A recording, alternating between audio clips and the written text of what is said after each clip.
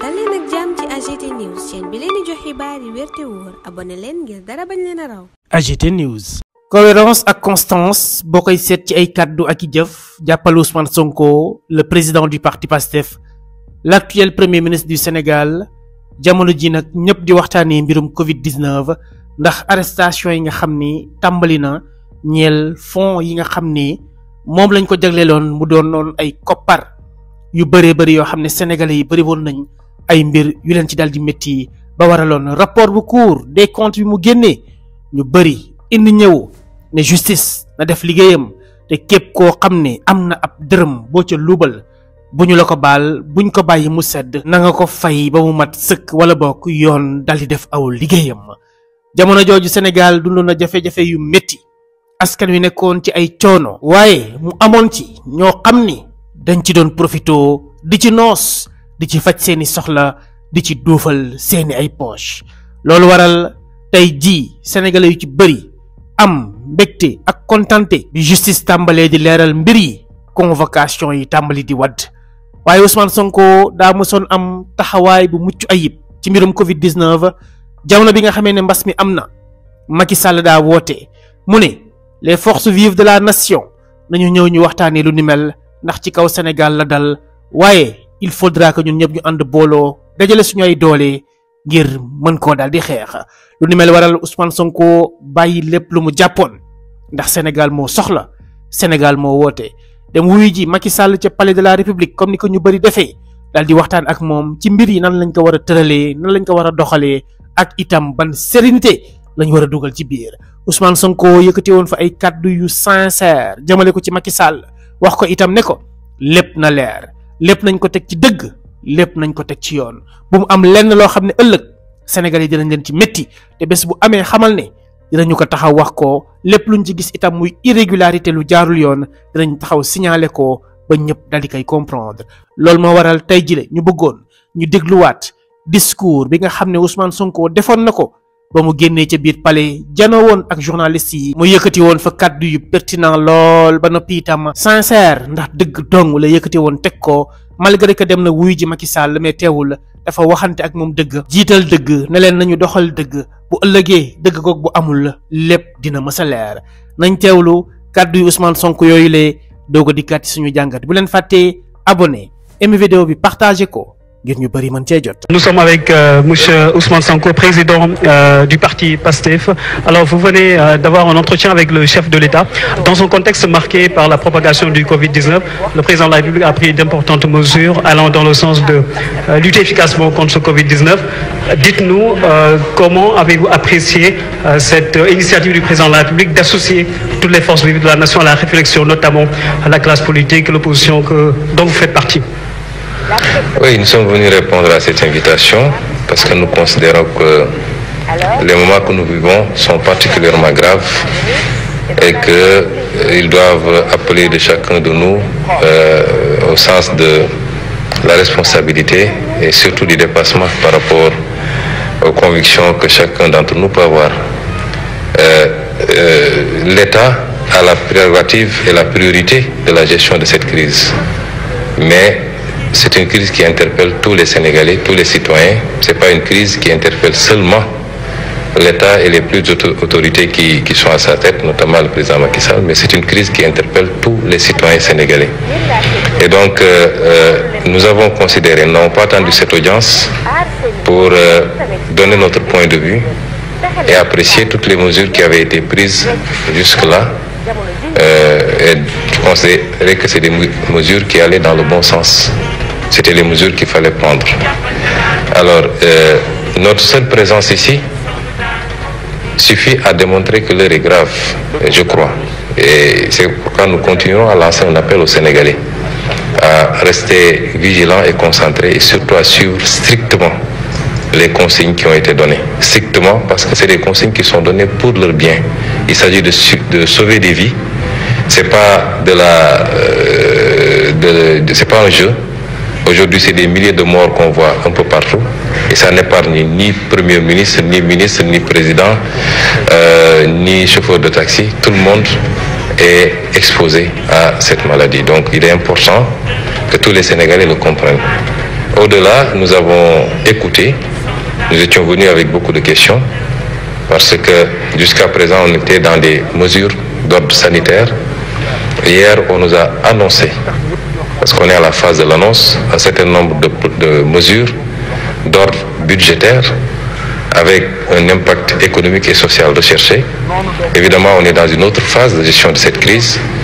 Il était bon que sur pas mal de questions, avant d'avoir à prendre une position, nous puissions interpeller, puisque le plan n'est pas encore présenté aux Sénégalais, c'est les annonces simplement. Et je crois que le président Macky Sall a répondu à toutes les questions que nous avions soulevées. Nous en avons pris bonne note et nous allons pouvoir fonder notre avis à partir de ces réponses, en attendant que les ministres chargés de l'application de ces décisions nous produisent les plans détaillés. Déjà, que pensez-vous des mesures qui ont été prises par le chef de l'État à l'occasion de son adresse à la nation? Oui, c'est des mesures, pour le moment, j'ai dit qu'on est à l'état de l'annonce. Nous avions des questions que nous avions posées. La première, c'était la nature de l'état d'urgence. Est-ce qu'elle est générale ou est-ce qu'elle est d'ordre strictement sanitaire? Nous avons demandé au président de la République s'il envisageait d'aller au-delà en invoquant les dispositions de l'article 77 de la Constitution, parce que ça nous interpelle. Je ne vous dirai pas pourquoi maintenant. Nous avons considéré également qu'on n'a pas encore les détails sur qu'est-ce qui va alimenter ce fonds, 1000 milliards. Vous savez, aujourd'hui, nous n'avons pas de marche. La Banque centrale européenne a dégagé une enveloppe de 750 milliards d'euros. Le Fed aux États-Unis a dégagé une enveloppe de 500 milliards, mais la BCEAO ne peut pas dégager d'enveloppe parce que nous avons une contrainte liée à notre monnaie, simplement. Après, qu'est-ce qui reste? C'est de recourir au budget et reconnaître tous qu'il va falloir qu'on creuse le déficit. Il faut recourir au FMI, droit de tirage spéciaux. Peut-être on a 100-150 milliards à tirer là-bas, peut-être la Banque mondiale. Mais ensuite, il faut réorganiser notre budget. Mais nous voulons voir tous ces détails. Il faut de l'argent pour gagner une guerre. Il faut chercher cet argent. Nous avons été rassurés que l'argent, nous l'aurons. Après, où va cet argent? C'est aussi important. Il ne faut pas que cet argent soit dépensé simplement à acheter des 4x4 pour des soi-disant structures qui vont lutter contre le virus, ou bien que dans l'allocation de cet argent-là, ça profite à quelques lobbies et que ça n'aille pas vraiment à la gestion de la crise. Ça, c'est extrêmement important. Et c'est un plan détaillé qui nous permettra de voir. Déjà, j'ai dit carrément au président que je ne suis pas d'accord avec les mesures fiscales du moins. Les mesures d'annulation de dette fiscale,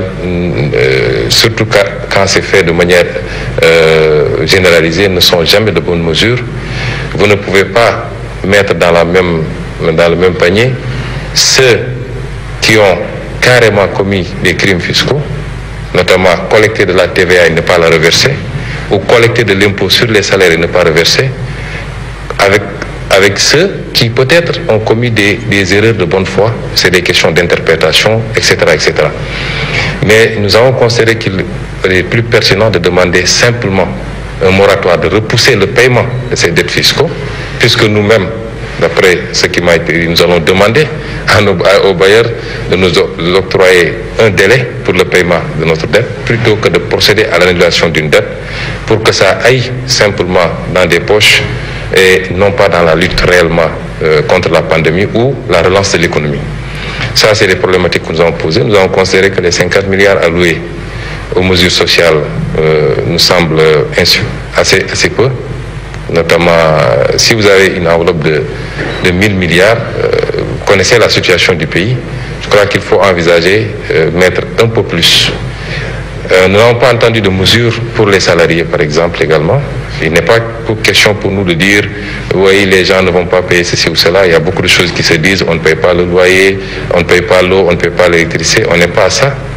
puisqu'on n'a pas prononcé une mesure de confinement. Les gens peuvent continuer plus ou moins à vaquer à leur occupation, mais il faut envisager des mesures pour accompagner ces pans, parce que beaucoup de gens dépendent de ces salariés. Et nous avons également abordé des préoccupations toujours par rapport à l'utilisation de cette enveloppe et surtout au contrôle de cette enveloppe. D'où la pertinence de la question sur le recours à l'article 77 de la Constitution. Nous considérons qu'il faut absolument, évidemment, nous sommes en crise, ça justifie cette solidarité et qu'on mobilise les fonds, mais en aucun cas, il ne faudrait qu'un seul franc destiné à ce combat se retrouve ailleurs que de droit. Et ça, c'est extrêmement important. Et c'est une gestion transparente et rigoureuse qui nous le permettrait. Nous ne voudrons pas que la crise serve à justifier un certain nombre de comportements et que l'argent qui a été mobilisé et qui sera dans tous les cas payé par les Sénégalais. Il faudra un effort national et un sacrifice pour que cet argent-là soit payé par les Sénégalais. Il ne faut pas que cet argent-là se retrouve ailleurs que dans la lutte contre le virus, mais également dans la relance de l'économie qui sera impactée par cela et surtout dans les mesures d'appui sociaux. Ousmane Sonko nga ñëwoon tey wuy si woote bu njiitu réew mi ñeel xeex bi nga xam ni mu ngi woo askan wi yëpp ñu booloo doon benn ngir jàmmarloo Covid-19 bu weesoo jàngat bi nga mën a am ci woote bi ak ci mesures yi nga xam ne njiitu réew mi annoncé na ko démb ban taxawaay la ñu mën a xaarandi ci Pastef mu ñeel doxalin bi jëm ci xeex boobu njiitu réew mu sumb tey. waaw xam nga xeex bi buñ ci tollee moom defe naa waratuñu duñu sax Pastef wala APR wala PDS parce que c'est le citoyen sénégalais qui est menacé kon teewul it organisation bu ne moo xam daayira nga moo xam association sportive ak culturelle nga moo xam parti politique moo xam syndicat nga comme ay mbooloo mi ngi sa biir di nga am loo ci def loolu nag ñun xaaruñu ñu invité ñu fii pour def ko ndax jàpp naa ni bi mbir mi dooree ba léegi mesures yi nga xam ne jël nañ ko jàppoon nañ ni mesures yooyu la ñu waroon jël te wax nañ ko publiquement wax ko ci ay vidéo bind ko ñi nga xam ne it ñi ngi ànd ak ñun jox nañ leen ay tegtal pour que mu am lu ñu def distribuer ay produits yoo xam ne pour gel yeeg ñoom seen sensibiliser nit ñi def porte à porte defe naa am na lu ñu ci jot a def waaye li ëpp solo mooy ñu jàpp ni mbir mi kenn warul ci xaar kenn warul yaakaar ni diw la gën a concerné que diw parce que virus la mooy ab mbindaafoon la boo xam ne kenn ci ñun mënu koo gis ci bëtam waaye moo ñu mën ñun ñëpp te ma ngay wër doore na ci yeneen réew faagaak la fa nit ay bakkan yu bëree bëri tey Italie egg nañu yenn saa yi ay 700 morts par jour Espagne sorewul foofu France gis ngeen li fa xew Chine bi mu dooree woon gis ngeen li fa xew dugg si na Sénégal ñu ngi sant yàlla bakkan rotagul may profito di féliciter ñi nga xam ne ñooy liggéey ci wàllu woowu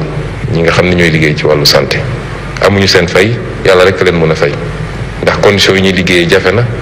waaye gis ngeen taxawaay bi ñu ci am waaye comme dugg si na te day law ñun ñëpp ñu war cee bàyyi xel parce que léeg-léeg Sénégal dañoo xaw a mën a neenal te bu mbir amee au lieu ñu déglu ñi nga xam ne seen xam-xam ci loolu la màcc ku nekk day wax soo xoolee réseaux sociaux yi soo xoolee truc ñi naan soble dina ko faj xaw ma laaj ñi naan lii ñi naan laa defe naa mbir day taw am fu mu toll ñi seen xam-xam màcc ci loolu rek la ñu war a laaj mooy ñi ko xam médecins yi rawatina virologue yi ak épidémiologistes yi ñoom la ñu war a déglu ak recommandation OMS yi ñu bàyyi di neenal it jàpp ni feebaru tubaab la mënul dara si ñun ndax egsi na te gis nañ ko démb gis nañu benn musicien bu mag a mag a mag di nit ku ñuul di maddu di mango te bakkanam rod na ci bu loolu weesoo nag li ñuy wax mooy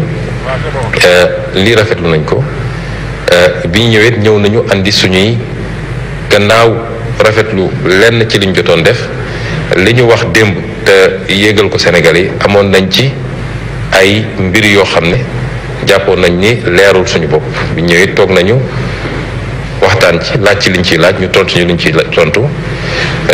bokk na ci fan la xaalis bi di jóge parce que jamono yu mel nii jamono crise ci àdduna bi yëpp réew moo demoon ci réew bul daan dimbali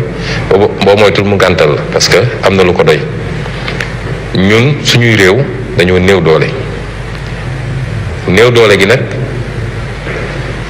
dafa law ci lépp ba ci suñu banque centrale gis ngeen banque centrale Europe wala bu États-Unis ay milliards la ñu génne ñun suñu banque centrale mënul génne xaalis mu des ñun lu ñu war a mën a ut ci suñu bopp li ñu jëlee ko suñu lempo mooy suñu budget la ñu dem jéggaani ko mooy lebi yooyu itam laaj nañ ci ay laaj mu am lu ñu ci wax ñu dellu siwaat am lu ñu laaj ci lu jëm ci lu war a jàppale Sénégalais yi 50 milliards yi jàpp nañ ni dafa xaw a tuuti am na lu ñu ci waxtaan également ba tënk ko ak yeneen yoo xam ne ni ma ko waxee ci tubaab bi defe naa jarul ma koy faram-fàccewaat yëpp ci détail waaye li ma mën a wax rek ci tënk mooy li ma waxtaan ak président Macky Sall mooy lii su ko defee mooy dafa bëgg consensus am ci gestion crise bi consensus bi nag nun xaaruñu lii ñoo ngi ci tànk jàpp nañ ni mesures yi ñu jël mesures yu baax la bu ñu gisee safaan wit amul crise amul ñàkk crise nañ ne lii ànduñu ci wala lii jëmul ci fi mu war a jëm bu ñu jotee plan bi nga xam ne nag parce que moom démb dafa yéegle rek waaye plan bi bu ñëwee xanaa am na ministre yu koy togg dinañ ci gën a xuus am na ay propositions yu ñu àndaale woon wax nañ ko dinañu xool plan boobu dañ ci war a apprécier dinañ ko apprécier waaye li ci ëppoon solo mooy woon Sénégalais yi ni Sénégal moo soxla Sénégal moo woote guerre la ñu nekk guerre du rek ab armée bu ñëw di la song waaye lii ci guerre la bokk kon képp kuy doomu Sénégal da nga war a bàyyi de côté yenn considération yi ñu jàppante ba lii jóge fi leneen lu ci nekk ku nekk dellu fu mu nekkoon. ñoo ko déggandoo muy kàddu yu leer kàddu yu wér péng yoo xam ni Ousmane Sonko moom la yëkkate woon jamono bi nga xamee ne demoon na janoo ji ak Macky Sall muy sincérité bu ñuy nemmeeku ci ay kàddoom muy dëgg gu mu jiital. jubóowutoon ak Macky Sall xamoon na ne waa ji da koo bëgg a éliminer xamoon na ne waa ji da koo bëgg a teg ay mbir yoo xam ne bu ëllëgee du doon candidat xamoon na ne kii yéenewu ko toogaay sax bi mu toog ak moom ndax bu sañoon am koy rajjee ca fonction publique foofu lay jaaree fay ba faw waaye lan moo ca mujjee am moom Ousmane Sonko dafa jël léppam teg de côté li ko neex li ko naqari jiitalu ko askanu Sénégal soxla gi mu soxla woon jamono jooju la jël mettre ko en avant dem wuyu ji te mu nekkoon mbir mu am solo ñëpp wuyu ji woon Macky Sall fonds force Covid 19 1000 milliards yoo xam ne sénégalais yi liñ ci mujjee gis métti na leen naqari na leen te Ousmane Sonko comme ni ngeen ko dégloo sànq dafa avisé woon waxoon na ko sénégalais yi de ne leen fii lépp luñ fi waxtaanee dinañu xool naka lañ koy doxalee dinañu ko suivre dinañu ko topp heureusement noonu la demee waaye itam rapport bu Cour des comptes ñëw gën a dëggal Ousmane Sonko sénégalais yëpp bi ñu ko gisee jàngat ko gis ci yoo xam ni doyoon na waar yoo xam ni naqari woon na ci xol la loolu moo waral fonds force Covid 19 yile bu ñu ko bàyyi mu jàll fonds force Covid 19 yile lépp li ci war nañu ko def képp koo xam ne laalee nga ci dërëm bu dëppoowul ak dëgg nañu la teg ci yoon na nga ko delloo ba mu mat sëkk waaye itam na yoon dal ci sa kaw réew mi waratul nekk réewum pàccoo réew mi du réewum moo xam ne da ngay jël alalu réew mi di ko séddoowee ak say nit nu mu la neexee déedéet au moment où sénégalais yi ñu ngi dund ay coono au moment où sénégalais yi ñu ngi dund jafe-jafe yoo xam ne foo ko natt weesu na fa loolu nag dafay jeex dafay dakk dafay deñ mënatul continuer askanu Sénégal ñëpp a jug taxaw ngir reddition des comptes bii lépp mën a jaar yoon ñu teg ko ci dëgg képp ku ci amoon responsabilité ñu situé ko ba noppi itam teg la daan yi ci war reddition des comptes bii di am nekkul tout simplement pour ñi nga xam ne ñoom ñoo koy subir jamono ji waaye dafay nekk exemple itam ci ñi nga xam ne ñooy jiite actuellement ñi nekk au pouvoir gën a comprendre que ne lépp luñ fi def comme ñaawteef wala lubal sénégalais yi duñ leen ko baal sénégalais duñ ko fàtte sénégalais yi duñ ko teg de côté sénégalais yi tey jii sax mën nañ ne ak nguur gi la ñu gën a exigeant que nguur yi nga xam ne ñoo fi jóge pourquoi parce que ñoom nguur gii ñi koy jiite ñoo yee sénégalais yi ñoo xamal sénégalais yi fan la ñu jëm ñoo wax sénégalais yi naka lañ cay demee ak buñ ci demee itam nan lañ ci amee résultat yu satisfaisant kon bu fekkente ne ñoom ñii ñoo indi tey jub-jubal jubbanti gëm nañu ne duñu dugg mukk ci loo xam ne ëllëg dañ leen di teg ci reddition des comptes boo xam ne ay milliards yi milliards lañ ciy tudd ne dañu ko luubal wala boog ñoom ñu am ci doxalin boo xam ne bu ëllëgee sénégalais yi dinañ leen ci jéppi wala boog ñu leen di jël di leen tegee de côté regretter la nga xam ne noonu lañ doon andee ak ñoom gars yi lii moom mooy mbir mi askanu Sénégal am na ndam askanu Sénégal li mu bëggoon tàmbali na di am mooy lépp di leer te lépp dafay leer Ousmane Sonko du bàyyi dara mu jàll te loolu mooy li ñu gëm askanu Sénégal itam mooy li mu àndee ak moom lii moo nekkoon jàngat bi gars yi doon fàttali kaddu yu Ousmane Sonko yu am solo yile pour wan leen itam ne ci constance la nekk boobu ba tey ca lañ ko doon dégg ci lañ koy dégg ba tey jii amul leen lu varié ci ay discours am ci lu ñeel surtout